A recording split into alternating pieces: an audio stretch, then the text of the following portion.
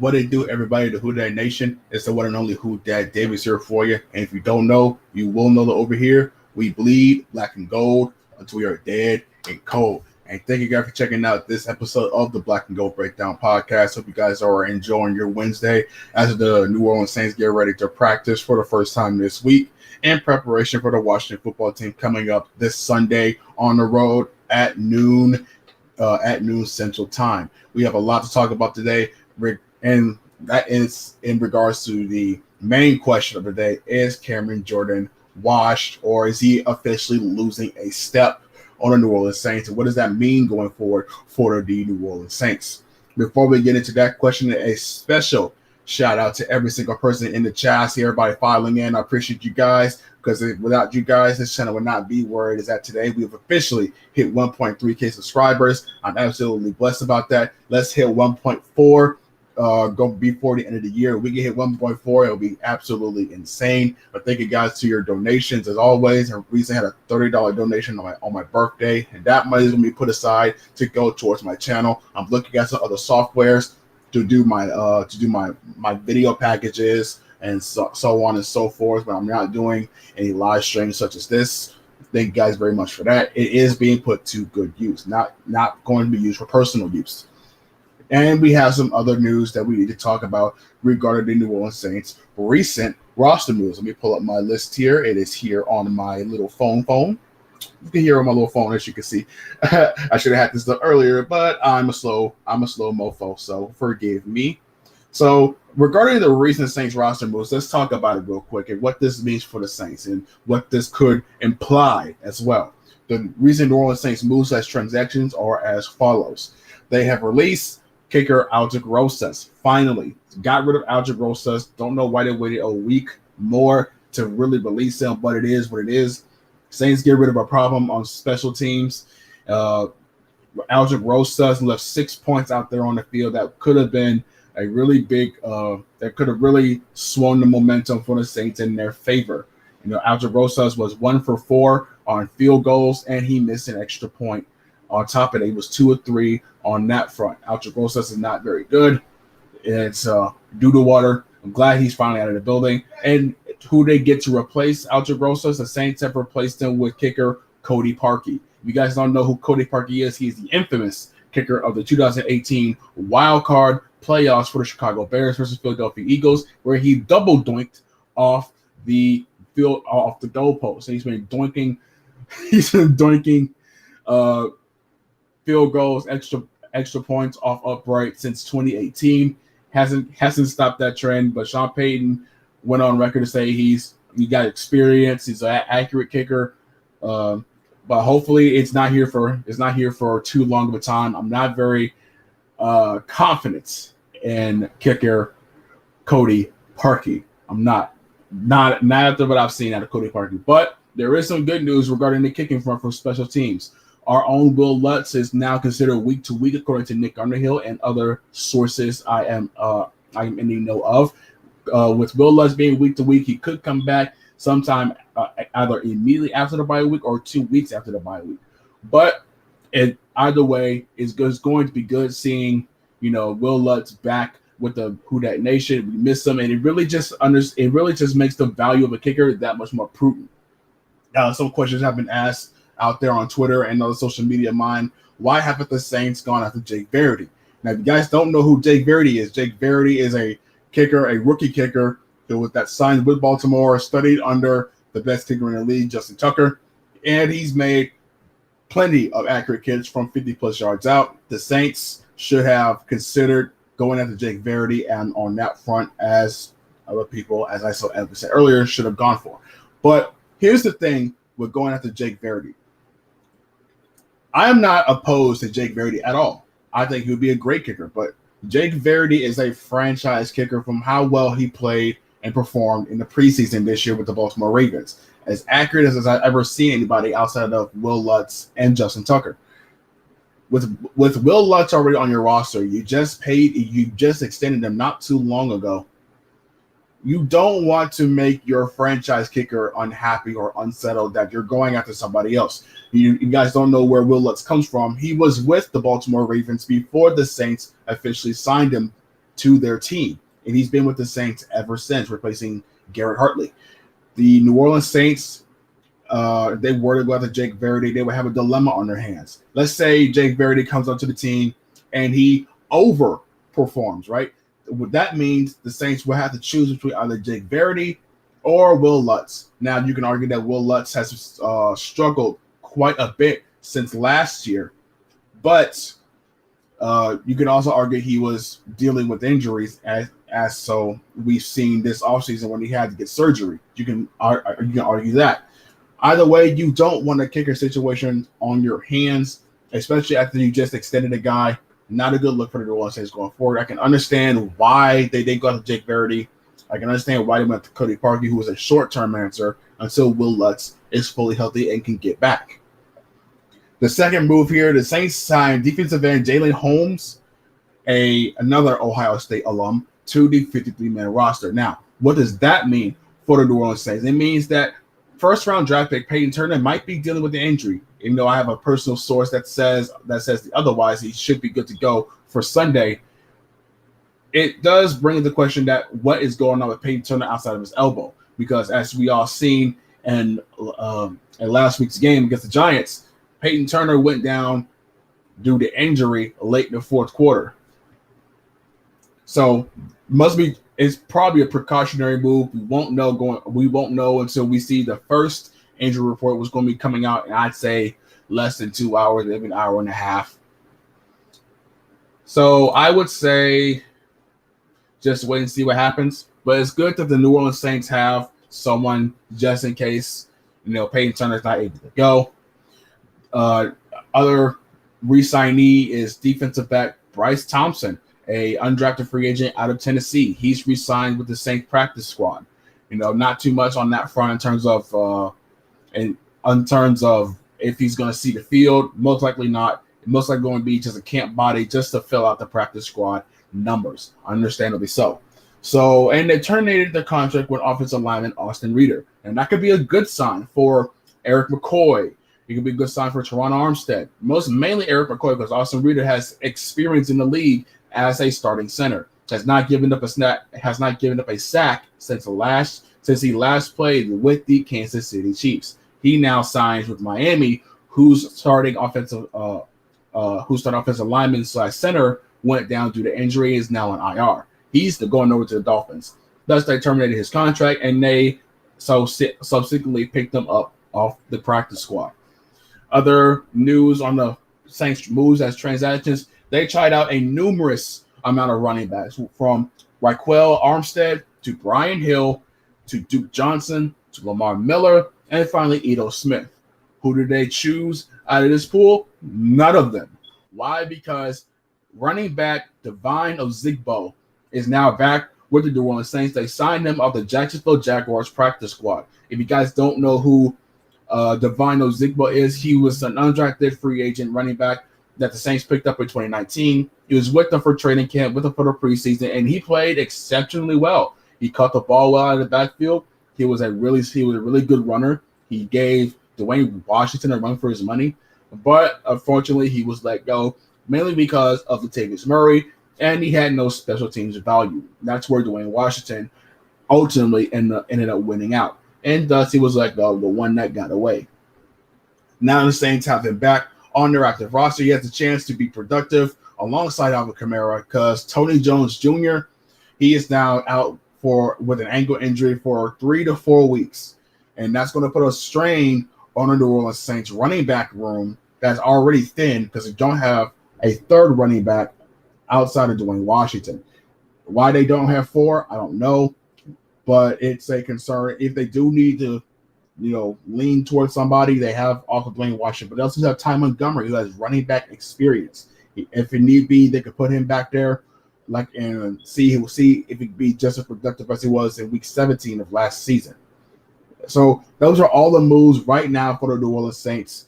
But what does that mean? What does that mean for the NFC South? Like, what's going on in the NFC South, right?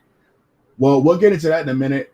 We want to talk about Cameron Jordan, the main question you guys are all here for, and that's literally being shown down below as the question of the day: is Cameron Jordan washed? before I give my answer, let's get into what Cameron Jordan has done so far this season. He leads the team in pressures and QB hits. Cameron Jordan has had chips. He's had double teams off the edge. It's not really he's not showing up on the stat sheet at all. He's having a hard time getting off blocks.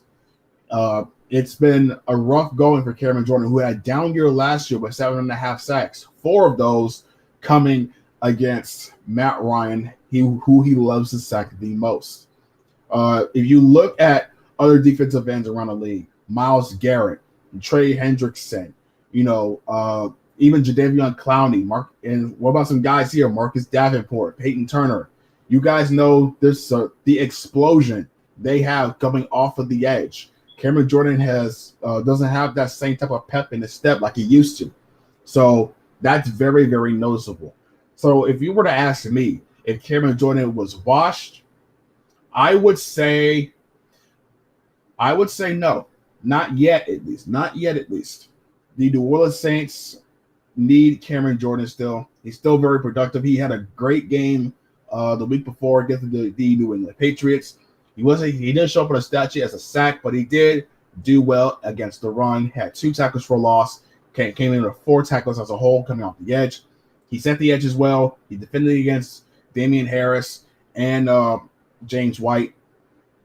It is what it is. But Cameron Jordan has been probably the most productive, defensive end in franchise history for the New Orleans Saints. He's one of the Saints all-time greats. He's definitely going to be in the Saints Ring of Honor, Saints Hall of Fame. Cameron Jordan is just a product of what happens when there's not a good defensive end rotation, with Marcus Davenport officially being out to take away some of that pressure. And some other guys on the opposite end not winning their one-on-one matchups. Carl Granderson's not doing his fair share. He's not getting to the quarterback as much. He's not getting all those kinds of pressures. Payton Turner, even though he's playing decent, he's playing good, he's still dealing with an elbow injury. And you've got, Tanner Passing, who's probably your most productive defensive end right now, with 2 sacks on the year and several more QB pressures and a couple of hits on opposing quarterbacks. Cameron Jordan just needs to hold out a little while longer until Marcus Davenport gets back into the fold and Payton Turner to heal up from that elbow injury. Now, sources say that he's going to be fine, but, when you're shorthanded, and that's a pretty big shorthand, which how good Marcus Davenport is coming off the edge, a very physical guy, one of the best bull rush techniques in the league, I would say. Cam Jordan just has to hold on, and other guys have to win their one-on-one matchups. And they're still missing David Onyemata with that interior pressure.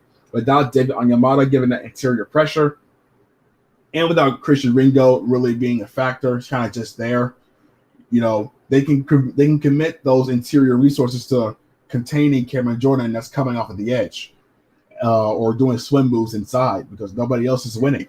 Hey, are you all right now? Yes, I'm fine. That was my mother. Excuse me. She's not at work today. But yeah, Cameron Jordan just has to hold on. It is what it is. He's not washed up yet, even though I have been frustrated with Cameron Jordan for a while now. Because if you guys see me on Twitter talking about Cameron Jordan, you know that I'm not very happy with him. But he's still one of the Saints all-time greats. I give him my respects. The frustration with Cameron Jordan in terms of everybody as a whole for the New Orleans Saints, it's just he talks a lot about improvement on Twitter. He talks about getting better, looking at tape, this and that. He's saying all the right things, but it's not translating to the field. They need him in a bad way. Everybody's frustrated because they know what he can be. He had 15.5 sacks, a career high, just in 2019. But, it is what it is. Let's go ahead and get into the comment section, and let's see what everybody has to say. Elite Goods, what's going on, man? Elite says, I wouldn't say he's washed when you're getting double and a triple team. I say move him inside, see how it plays out. I wouldn't say move him inside. He's definitely more of an outside guy. I think David Onyemata can play inside and outside, and they already have Tanner Passing on doing that. I think it's just because, like I said, Cameron Jordan is just getting a lot of attention. As to your point, Cameron Jordan just has inside resources being committed to the outside because nobody inside is winning their one-on-one matchups. Not Christian Ringo, not so much of Malcolm Roach, not Shy Tuttle. Nobody's getting that interior pressure. That's where David Onyemata is sorely missed. And once David Onyemata comes back, those inside resources will kick to him, and Cameron Jordan might be more productive. And if that ends up happening, we now know what's the problem. They need a stud defensive tackle to go alongside David Onyemata, and you're not going to do that with undrafted guys. As much as I respect and love Malcolm Roach, as much as I respect Shy Tuttle for that iconic 2019 away game at Falcon Stadium, Shy Tuttle hasn't really done much since that time. So hopefully those guys can turn up the juice just a little bit. And Christian Ringo, that's another undrafted guy right there. You have undrafted guys all over the place, and that's not going to cut it. You're trying to get pressure on a quarterback. Tano Passanio is like the only guy that can kick inside and get pressure, and that's really saying something about your defensive tackles. So hopefully David Onyemata can come back and really take off some of the load that Cameron Jordan is having to deal with. Y'all make sure to press that like button on the way in. I appreciate that. Yes, please hit that like button, hit that subscribe button, hit that notification bell so you never miss a single moment when your boy goes live with content. I appreciate that very, very much. We're officially at 1.3. Let's get to 1.4 before the end of the year. Let's go ahead and read a little further down, see if we can catch any comments here. We got Picking and Flicking saying we got Ozigbo back. I love Devon Ozigbo. I love seeing how he ran with aggression and how he can catch the ball out of the backfield. Very elusive, and we saw it again this past preseason when we went up against him when he was a Jacksonville Jaguar. In the dome, very elusive, very slippery, very agile. I love how he runs. He's got speed to his name.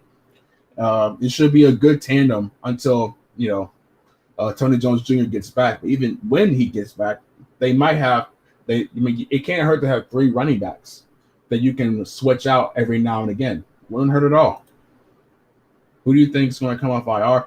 I think that's a tough question. I think Nick Vannett is due to come back. If I wasn't thinking about it, I would say Nick Vannett is due to come back this week. And if that ends up happening, it'll be great news for Adam Troutman and Juwan Johnson, because Nick Vannett is going to reassume his role as a blocking tight end on the edge, and that will open up so much more for the passing attack and tight end production as a whole. I think they're suffering because Nick Vannett's not there. Without Nick Vannett, that means Adam Troutman has to assume the run blocking or pass protecting duties, and that's not something he's built for right now. Even though he was the best blocking tight end, he had Jared Cook on the opposite side of him, so they had to commit more to stopping him.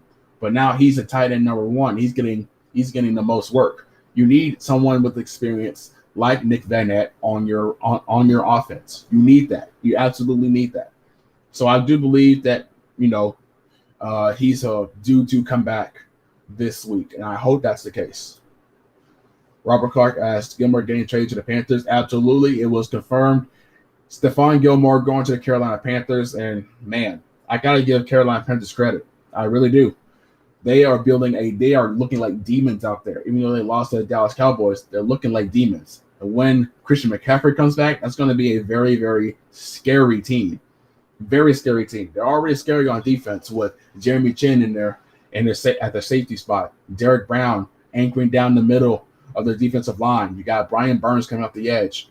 You got Hassan Reddick as well, and Yuto Gross-Matos, even though he hasn't been very as productive as Hassan Reddick was. You got Shaq Thompson, a very good middle linebacker, leading that defense as a whole. At the opposite side, you got Dante Jackson, J.C. Horn when he comes back. This is a very, very scary team, guys. A very scary team. Looking forward to seeing what they do. I have more respect for Carolina Panthers than the Tampa Bay Bucks. I really do. Everything outside of Stephon Gilmore, because they have to replace J.C. Horn. The Panthers are very organic in terms of what they're building, even though they are pretty petty considering what they're doing with offensively. Stealing Saints playbook, players that the Saints have had eyes on. They've been like that since the Tommy Stevens incident. But other than that, I have utmost respect for what the Panthers are doing on both sides of the ball. Everything just feels organic. They're meshing. And when they committed every resource in 2020 to building and rebuilding that defense, it's paying dividends after just a full year. After just a full year. Crazy when you think about it. Krause says, we needed a pass rushing threat so teams can't double triple team Jordan. I agree with that. Marcus Davenport was that guy coming off the edge. And even, Tanner Passing is actually a pretty good, is actually a really, really good defensive end who can kick inside. I got to give him the credit, but it's going to take more than just Tanner Passing to generate a threat, right? They need other guys to step up. Malcolm Roach needs to step up. Shai Tuttle needs to step up. Carl Granderson, he's been quiet. Those guys, they need to step up. You can't rely on Payton Turner just to try and give this team a spark. He's a rookie still, and he's battling through injuries just to try to keep teams in games. They need more out of their defensive line. It's not looking good. Even though that was a question going in, do they need a defensive tackle? And when they got, Tanner Passing, kicking inside, and we thought, okay, maybe they're not as injured as we thought. They're not injured as much as we thought anymore, but they're definitely not as productive anymore when they lost Malcolm Brown and Sheldon Rankins. It is what it is. Let's read down here a little bit more. Aaron Donald gets double all the time and no issue. This is pathetic. Well, Cameron Jordan is not Aaron Donald. Aaron Donald is a different breed. Aaron Donald is arguably the best defensive player in football in this last decade. Aaron Donald is just a different breed. And he's still young on top of that. He's got plenty of juice left in the tank. Cameron Jordan is over 30 years old. Aaron Donald just has great shape. And even when he has double and triple teams, sometimes he gets stuffed. Donald does. Cam's getting stonewalled this game. I agree with that. I definitely agree with that. Rose City asks, what do you think about Jalen Smith? I think Jalen Smith, I don't think the Saints need Jalen Smith. Think about it like this. The Saints came into this year with major questions at the linebacker position. If Zach Bond was going to be that guy. Or what's Quan Alexander going to look like if he can't stay healthy? What does this mean for the Saints second level? They've answered that, and probably more so. Andrew Dowell is a really good special teams guy. You've got Caden Ellis is someone who's seeing the field as a strong side linebacker, getting after the quarterback and covering tight ends in the flat or in shallow crosses. And Pete Werner, he's strung together two back-to-back good games. Pete Werner is a really amazing guy so far. And Zach Bond is the only head scratcher. I wouldn't say he's a bust yet because he's only second year. But the thing with Zach Bond was never a guy that was going to wow you as a weak side linebacker. He was a outside linebacker / edge rusher in his time in Wisconsin with the Badgers. He's more of a fit for what the Chicago Bears are doing, or what the Green Bay Packers are doing, or what the Tampa Bay Bucks are doing. Teams like that use outside linebackers as edge rushers to get after the quarterback. That's more Zach Bond's speed. He's not gonna do good when Dennis Allen is forcing him to play positions he's not comfortable with. It's going to take time to really get comfortable with playing a weak side linebacker position. The difference between he and Pete Werner is Pete Werner played that weak side linebacker position since his time in Ohio State. So even though there's a distinct difference between that and the collegiate level and here in the pro level, there is still some carryover. And so the transition between that and the NFL is much smoother for someone like Werner. Zach Bond is going to take some time. This is a very rough transition for him. And it showed in week 2 against the Carolina Panthers, vacating zones, getting beat on flat routes to Christian McCaffrey, even Chuba Hubbard. He's not a guy who's going to wow you in coverage. He was never a guy that wowed you in coverage. Sometimes he can kick out in coverage in third and long situations that can't really hurt your defense. But other than that, he's never been a guy that's known to do that. Pete Werner is known to do that. Quan Alexander is known to do that. So they need to do better about using Zach Bond in a role that you're using Caden Ellison. Just let him get after the quarterback. If he can get after the quarterback, then that's more power to your defense. Or even special teams for that matter. He's doing pretty well on special teams. a great guy on kick returns or in the punt game.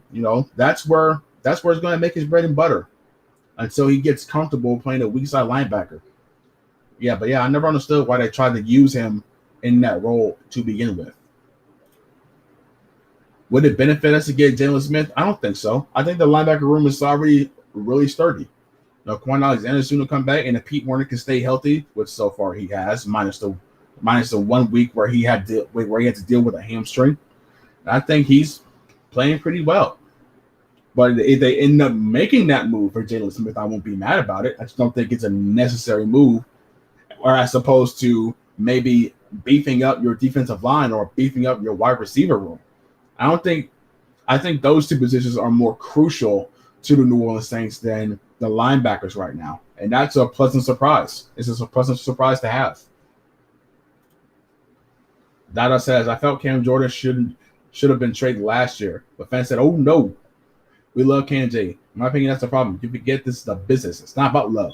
It's about production constantly. Well, like I said, Cam is a product of bad defensive lineman play as a whole, right? Not just, no Marcus Davenport, even though he does hurt considerably not having him there. It's the defensive tackles not getting pressure in the interior that forces guards to really commit to them. Once David Onyemata comes back, I do believe it's going to be a different story. But until then, those outside sources are going to kick outside to defend against Cameron Jordan because nobody's a threat on the inside. Like, not a single soul outside of town passing on and Payton Turner, who's already dealing with the elbow injury. So once David Onyemata comes back and he still isn't productive, then we can rehash this conversation in the offseason or at the end of the year. But until then, like it is what it is. I'm not going to give up, and I'm not going to give up entire hope on Cameron Jordan just yet.